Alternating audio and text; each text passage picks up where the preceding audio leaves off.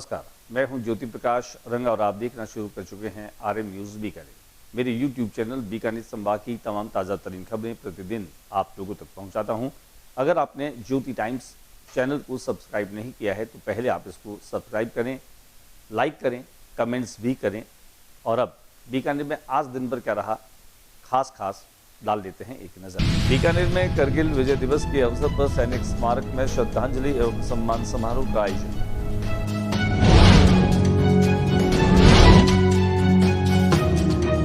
बीकानेर पश्चिम विधानसभा के विधायक जेठानंद व्यास ने रविवार को गणेश विहार स्थित विकसित आयुष्मान आरोग्य मंदिर का किया लोकार्पण।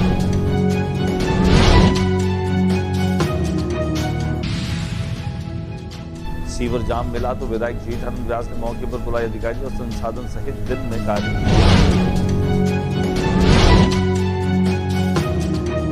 बीकानेर अस्पताल में हाई रिस्क गर्भवती को चढ़ाया गया रक्त, अब स्वस्थ होकर लौटी घर। समय पर एचआर की पहचान, त्वरित रेफरल संसाधन बना।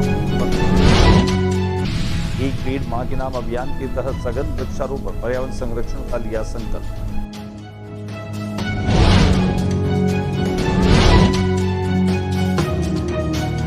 बीकानेर की प्रभा मिश्रा को पीएचडी की उपाधि, विद्यार्थियों के व्यक्तित्व और पारिवारिक संस्कारों पर किया महत्वपूर्ण शोध।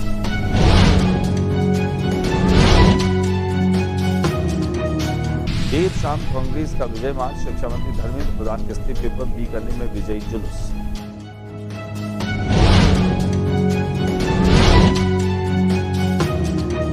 सर्वधर्म गुरुओं, चिकित्सकों, नारी शक्ति की ऐतिहासिक मौजूदगी, मानवता की अनूठी मिसाल, मानवता की मिसाल शहर का निसाब, सर्वधर्म गुरुओं की रामपुरा बस्ती की मुख्य सड़क बनी नल, गंदे पानी में डूबी जिंदगी।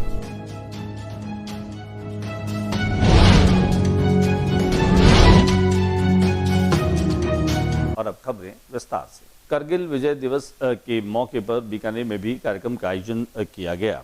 एक सम्मान समारोह के दरमियान खासतौर से सैन्य अधिकारियों, पूर्व सैनिकों ने इसमें हिस्सा लिया। वहीं इस युद्ध में जो शहीद हुए उन्हें श्रद्धांजलि अर्पित की गई। इस अवसर पर करगिल वीरों की वीरांगनाओं का सम्मान भी किया गया। वक्ताओं ने करगिल युद्ध के शहीदों की अदम्य साहस, बलिदान को याद करते हुए युवाओं से देशभक्ति की भावना को आत्मसात करने का आह्वान किया। कार्यक्रम की शुरुआत शहीदों को पुष्पांजलि अर्पित कर 2 मिनट का मौन रखकर की गई। सैनिक स्मारक पर मौजूद पूर्व सैनिक और अधिकारियों ने करगिल युद्ध के वीर सपूतों की शौर्य और बलिदान को नमन किया। इस दौरान वीरांगनाओं को शॉल एवं स्मृति चिन्ह देकर उनका सम्मान किया गया।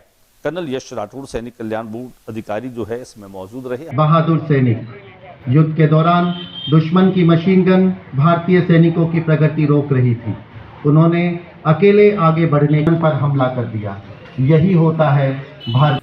ये युद्ध के दौरान हमारे कैप्टन बत्रा, कैप्टन पांडे, गुप्ता, नायर, इन्होंने अदम्य साहस, गोली की परवाह नहीं करते हुए, जैसे पहले पुराने ज़माने में कहा जाता था कि वो आदमी जुझार हो गया, उसी मुताबिक उनके अंदर अत्यंत जोश आकर उन्होंने गोली की परवाह नहीं करते हुए दुश्मन के बंकर को जाकर नकारा किया, जिससे उनको सफलता मिली और उनको परमवीर चक्र से नवाजा गया और कईयों को महावीर चक्र से और कईयों को वीर चक्र से। ये बड़े गौरव की बात है कि आज पूरे देश के अंदर 27वां कारगिल विजय दिवस मनाया जा रहा है। मैं भगवान से प्रार्थना करता हूँ जो शहीद हैं उनकी आत्मा को बहुत शांति प्रदान करे और उनके परिवार वालों को उनको संबल दे और मैं उनको तहे दिल से सल्यूट करता हूँ।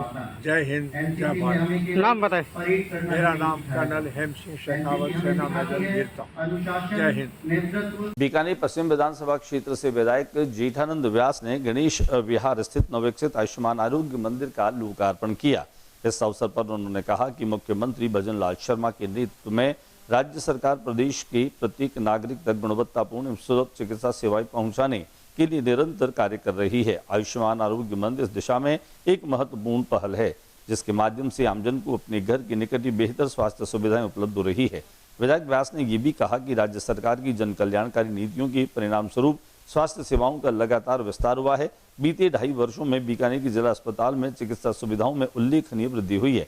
यहाँ आधुनिक उपकरणों की उपलब्धता के साथ अनेक नई प्रकार की शल्य चिकित्सा शुरू हुई, जिससे मरीजों को बेहतर उपचार स्थानीय स्तर पर ही मिल रहा है। इसके अलावा शहर के अन्य सहकारी चिकित्सा संस्थानों में भी आधारभूत सुविधाओं, चिकित्सा सुविधाओं का विस्तार किया गया है। विधायक जेठानंद व्यास का एक लोक कल्याणकारी रूप उस रूप में भी देखने को मिला जब वे लौट रहे थे, तब रास्ते में सीवर जाम जो है वह मिला। सीवर जाम की शिकायत लोगों ने की तो उन्होंने तुरंत वहीं पर रुक करके और अधिकारियों को वहीं पर बुलाया और पूरे दिन में जो है इस कार्यक्रम को संपन्न कराया। बीकानेर पश्चिम विधानसभा क्षेत्र के विधायक व्यास ने रविवार को जन समस्याओं के प्रति अपनी संवेदनशीलता को इस रूप में भी दिखाया। उनके इस तरह के निर्णय की लोग काफी सराहना कर रहे हैं। बीकानेर संभाग के सबसे बड़े अस्पताल पीबीएम में हाई रिस्क प्रेगनेंसी जो है उसके साथ ही रक्त चढ़ाया गया और अब जो है वह गर्भवती महिला स्वस्थ होकर के और अपने घर लौट गई। समय पर RHP पहचान, त्वरित रेफरल, संसाधन कैपिंग और समन्वित उपचार बना इस सफलता का मूल मंत्र।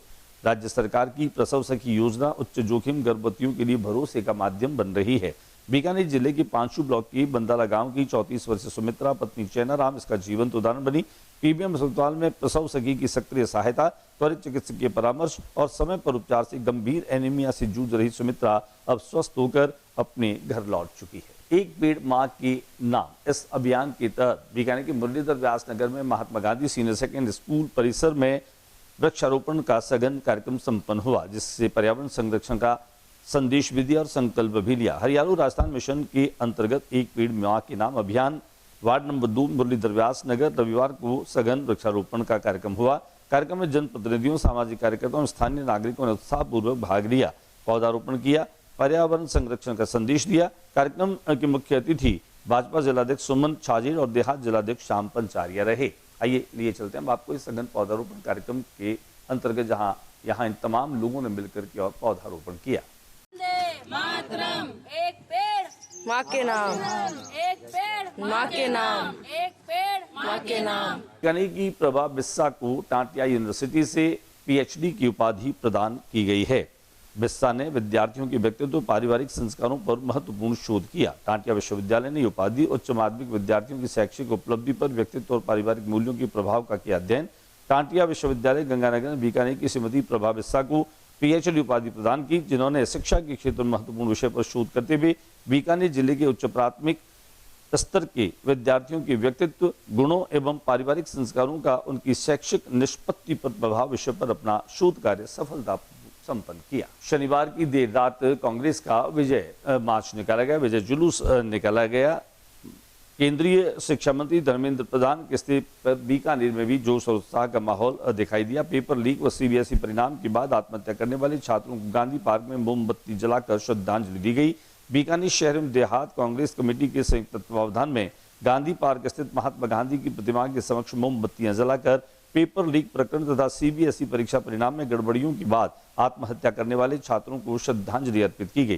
केंद्रीय शिक्षा मंत्री धर्मेंद्र प्रधान के इस्तीफे के बाद गांधी पार्क में अम्बेडकर सर्किल तक विशाल विजय मार्च निकाला गया। मार्च में कांग्रेस नेताओं, पदाधिकारियों, महिला कांग्रेस, युवा कांग्रेस, NSUI विभाग व प्रकोष्ठों के पदाधिकारीगण, कार्यकर्ता बड़ी संख्या में मौजूद रहे। वहीं सामान्य नागरिकों ने भी इसमें हिस्सा लिया। कांग्रेस नेताओं ने छात्रों के हितों की रक्षा, शिक्षा व्यवस्था में पारदर्शिता और परीक्षा प्रणाली को निष्पक्ष बनाने की भी मांग उठाई। आइए दिखाते हैं हम आपको इस विजय मार्च की कुछ तस्वीरें।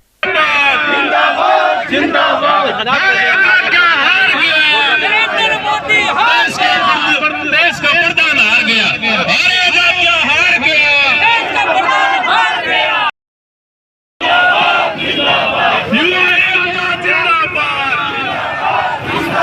किसान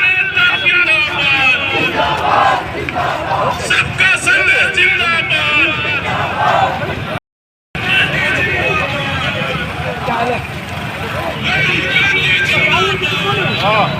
मदद वेलफेयर सोसाइटी के तत्वावधान में पीबीएम में विशाल रक्तदान शिविर का आयोजन किया गया। शहर काजी के नेतृत्व में आयोजित इस विशाल रक्तदान शिविर में स्वयं शहर काजी ने बढ़कर के रक्तदान पेश किया। उन्होंने स्वयं जो है वह रक्तदान किया। इस मौके पर लालेश्वर महादेव मंदिर मठ के अधिष्ठाता विमर्शानंद गिरी भी मौजूद रहे। तो वहीं इस खास मौके पर स्वामी और ज्ञानी बलविंदर सिंह जो हैं गुरुद्वारा रानी बाजार वो भी इसमें मौजूद रहे। सर्वधर्म गुरुओं की मौजूदगी से यह कार्यक्रम और भी यादगार बन गया।